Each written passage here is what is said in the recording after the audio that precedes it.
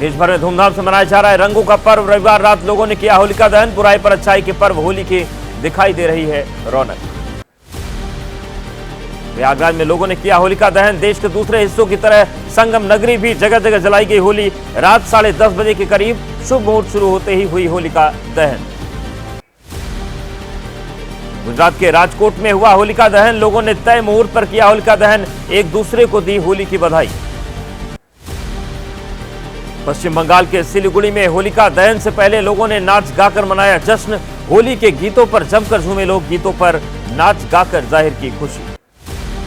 होलिका दहन की पूर्व संध्या पर उज्जैन में हुई आरती। महाकालेश्वर मंदिर में लोगों ने की पूजा अर्चना, गुलाल से होली खेलकर जाहिर की खुशी। भस्म आरती के दौरान महाकाल मंदिर के गर्भगृह में लगी आग। पुजारी सहित 13 लोग झुलसे। जांच के लिए कलेक्टर ने बनाई कमेटी। होली उत्सव में गुलाल उड़ाने से फैली आग।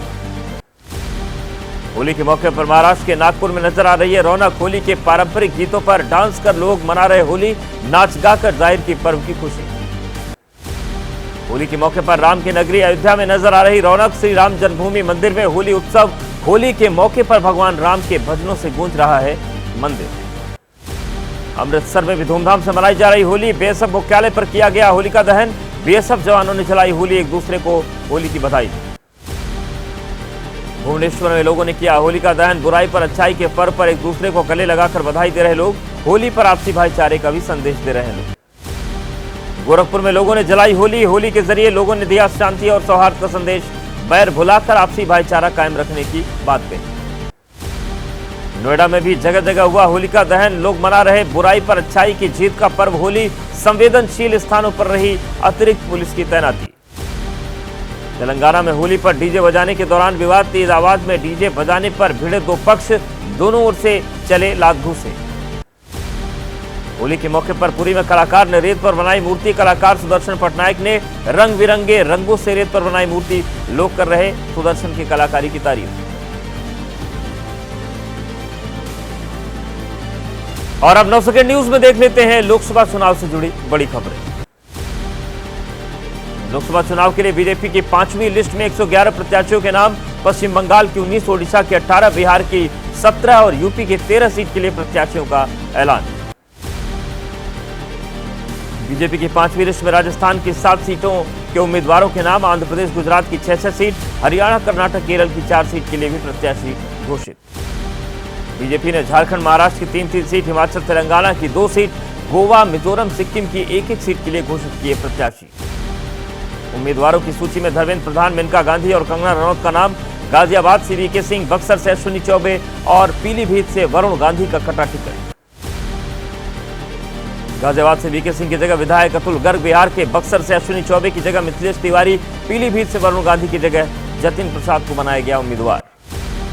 फिल्म अभिनेत्री कंगना रनौत को बीजेपी ने हिमाचल प्रदेश के मंडी से टिकट दिया। रविवार को ही बीजेपी में शामिल होने वाले पूर्व सांसद नवीन जिंदल कुरुक्षेत्र से उम्मीदवार। हेमंत सोरेन की भाभी सीता सोरेन को बीजेपी ने दुमका से बनाया उम्मीदवार। वायनाड से के सुरेंद्रन को मिला टिकट। बीजेपी ने पहले घोषित किए थे 291 प्रत्याशियों के नाम। लोकसभा की 543 सीट के लिए 19 अप्रैल से 1 जून के बीच 7 चरण में होगा चुनाव। अभिनेत्री कंगना रनौत की राजनीति में एंट्री, देखिए इसी से जुड़ी सिर्फ खबरें 9 सेकंड। बीजेपी से टिकट मिलने पर कंगना रनौत ने एक्स पर लिखा, बीजेपी को बिना शर्त मेरा समर्थन रहा। मेरे लोकसभा चुनाव लड़ने से हाईकमान के फैसले से सम्मानित महसूस कर रही हूं। बीजेपी ने कुरुक्षेत्र से उद्योगपति नवीन जिंदल को बनाया उम्मीदवार। रविवार को जिंदल ने कांग्रेस छोड़ने पर कहा, कांग्रेस नेतृत्व और मनमोहन सिंह का धन्यवाद। नवीन जिंदल ने कहा, बीजेपी के साथ जुड़कर देना चाहता हूं विकसित भारत के प्रधानमंत्री नरेंद्र मोदी के संकल्प को पूरा करने में योगदान। पिछले कई दिनों में मोदी सरकार ने कई बड़े काम किए। हिसार लोकसभा सीट से हरियाणा के मंत्री चौधरी रणजीत सिंह को बीजेपी ने बनाया उम्मीदवार। निर्दलीय विधायक और हरियाणा सरकार में कैबिनेट मंत्री चौटाला ने रविवार को ज्वाइन की थी बीजेपी। पटना साहिब से लोकसभा का टिकट मिलने के बाद बोले पूर्व केंद्रीय मंत्री रविशंकर प्रसाद, मोदी जी के नेतृत्व में भारत ने पिछले 10 सालों में काफी प्रगति की। बीजेपी ने जारी की सिक्किम विधानसभा चुनाव के लिए 14 उम्मीदवारों की लिस्ट। देश में आम चुनाव के साथ ही होंगे 4 राज्यों में विधानसभा चुनाव। सिक्किम में होगा 1 चरण में मतदान।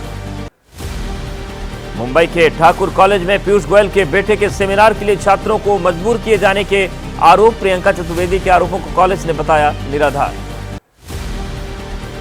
प्रियंका चतुर्वेदी ने वीडियो शेयर कर किया दावा, केंद्रीय मंत्री के बेटे कार्यक्रम में शामिल होने के लिए विद्यार्थियों से की गई जबरदस्ती, उनके आई कार्ड जब्त किए गए।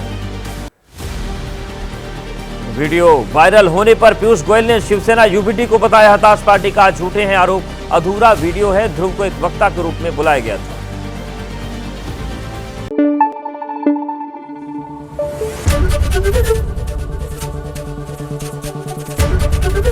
एबीपी न्यूज आपको रखे आगे।